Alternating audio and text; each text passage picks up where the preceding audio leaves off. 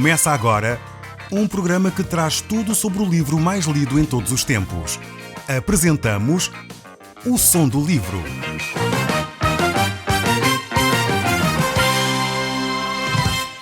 Seja muito bem-vindo. Neste podcast vai encontrar o livro mais conhecido e lido em todo o mundo. Vamos levá-lo numa viagem pela história da humanidade. Este é um audiolivro para si, para a sua família e sociedade em geral. Contextualização e comentários de Paulo Chaveiro.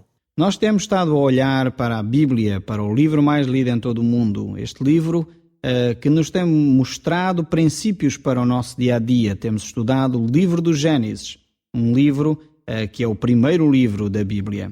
Nós, no último programa, estivemos a olhar para o capítulo 28 do livro do Gênesis, onde vimos Jacó, esta personagem que, apesar de ter enganado o seu irmão, o seu pai, ele então teve que sair da sua terra, enviado por sua mãe, de alguma forma com a concordância do seu pai, para a terra onde a sua mãe vivia no passado. Hoje iremos ver então aquilo que Jacó colheu das suas ações. Tudo aquilo que nós fazemos tem consequências e sempre recebemos de alguma forma o retorno das nossas ações. O livro do Gálatas, capítulo 6, versos 7 e 8, fala-nos exatamente dessa situação, daquilo que acontece a cada um de nós quando nós agimos. E diz assim o texto da Palavra de Deus na Bíblia: Não vos enganeis, de Deus não se zomba, pois aquilo que o homem semear, isso também ceifará. Porque o que semeia para a sua própria carne, da carne colherá corrupção, mas o que semeia para o Espírito, do Espírito colherá a vida eterna. Este é um texto da Palavra de Deus que nos mostra claramente que as nossas ações têm consequências. Se nós semeamos na vida natural, no campo, se você é agricultor, sabe isto perfeitamente. Se semeia no campo batatas, não vai esperar colher nabos ou esperar colher milho. Na vida espiritual é a mesma coisa. Aquilo que nós semeamos é aquilo que nós colhemos. Se nós semearmos à nossa volta ódio, não vamos esperar colher amor. Se nós semeamos à nossa volta contendas, brigas, difamação, não vamos esperar colher compreensão, bom ambiente familiar. Se nós semearmos sim amor, carinho, amizade, certamente é isso que nós vamos colher. Este é um princípio espiritual, é um princípio universal, diria, porque ele se aplica quer à natureza, quer à vida espiritual também, e o próprio Deus confirma isso. Isto não quer dizer que por outro lado, que nós vamos receber tudo o que nós merecemos. Se fosse assim, o próprio Deus talvez tivesse que nos castigar muito mais. Deus age conosco de uma forma misericordiosa, bondosa. Deus não age conosco, não nos dá aquilo que nós na realidade merecemos. Se Ele fizesse assim, certamente muitos de nós sofreríamos muito mais. Deus age baseado na sua bondade. Deus age baseado no seu amor para conosco. E é dessa forma que Ele olha para nós, e é dessa forma que nós vamos ver Deus a agir na vida de Jacó. Deus agiu na vida de Jacó com amor.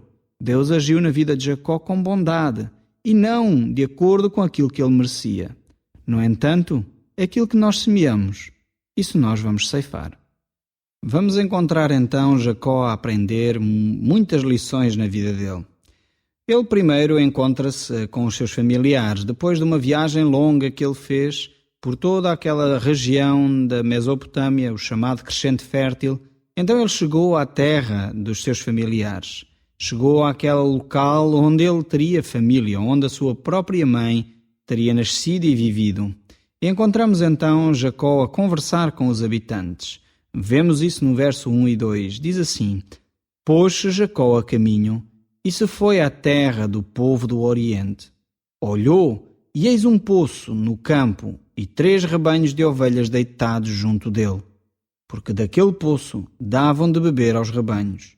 E havia grande pedra que tapava a boca do poço. Juntavam-se ali todos os rebanhos, e os pastores removiam a pedra da boca do poço, e davam de beber às ovelhas, e tornavam a colocá-la no seu devido lugar. Podemos ver como Jacó finalmente chegou a um local de descanso, um local onde agora começa uma civilização. Provavelmente seria este o local onde ele iria encontrar a sua família, onde ele iria encontrar os descendentes de sua mãe. Por essa razão, ele perguntou àquelas pessoas que ali se encontravam: quem eles eram? De onde eles vinham? Quem sois? Responderam eles: somos de Harã. E no verso 5 vemos este diálogo entre Jacó e estes homens que ali estavam. E perguntou-lhes: conheceis a Labão, filho de Naor? Responderam: conhecemos. Ele está bom? Perguntou ainda Jacó. Responderam: está bom. Raquel, sua filha, vem vindo aí com as ovelhas. Então lhes disse: é ainda pleno dia, não é tempo de se recolherem os rebanhos. Dai de beber às ovelhas e de apacentá-las. Não o podemos, responderam eles, enquanto não se ajuntarem todos os rebanhos, e seja removida a pedra da boca do poço, e lhes daremos de beber. Vemos aqui esta ação de Jacó, intrigado porque é que aquelas pessoas, de alguma forma, não davam de beber aos seus animais. Não sei qual a razão que ele estava tão preocupado com essa situação. Talvez faltasse juntar ainda algumas pessoas. Talvez ele quisesse ficar só com a família que ele estava a aguardar que chegasse. Vemos então no verso 9: falava-lhes ainda quando chegou Raquel com as ovelhas de seu pai, porque era pastora. Tendo visto Jacó a Raquel, filha de Labão, irmão de sua mãe, e as ovelhas de Labão, chegou-se, removeu a pedra da boca do poço e deu de beber ao rebanho de Labão, irmão de sua mãe.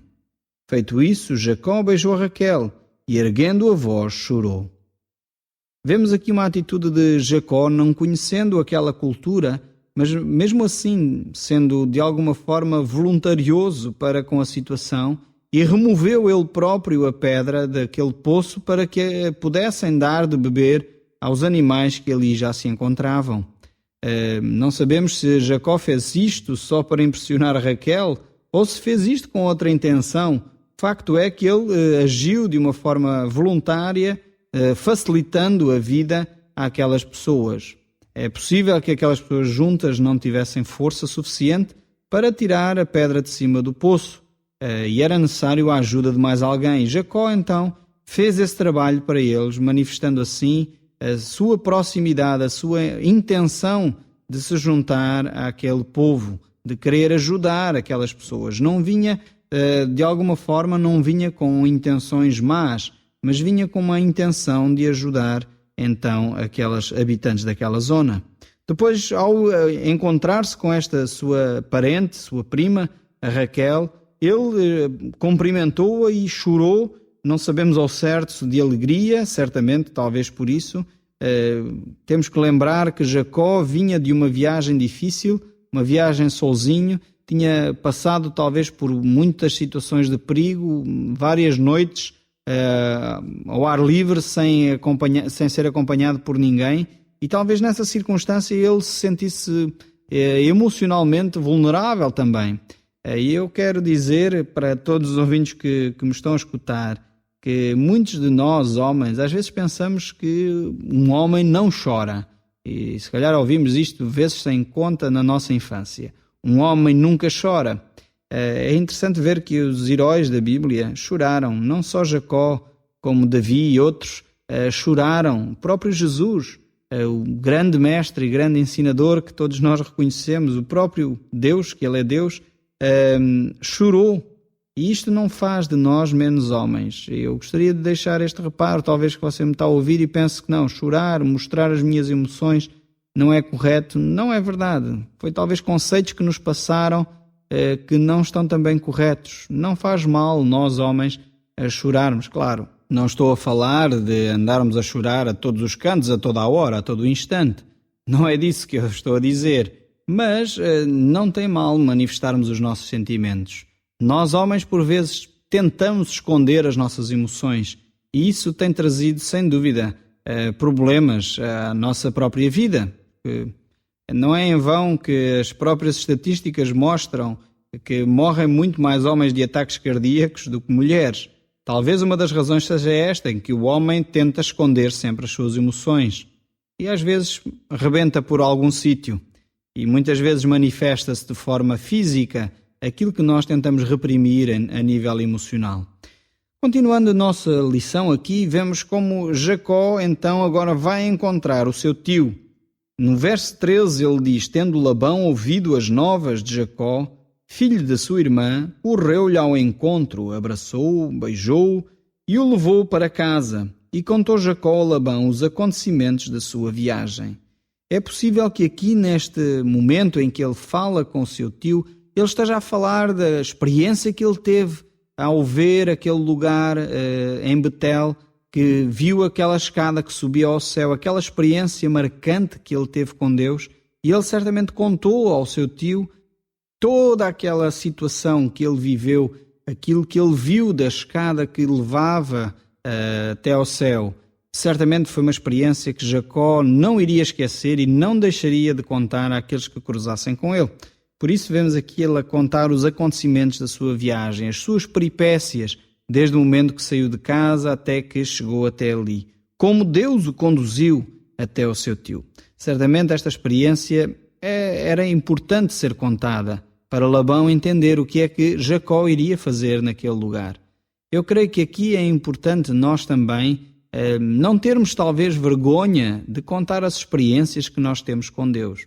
Talvez não tivemos um sonho como teve Jacó. Não tivemos aquela experiência de ver uma escada subir desde um lugar até ao céu e ver os anjos a subir e a descer essas escadas.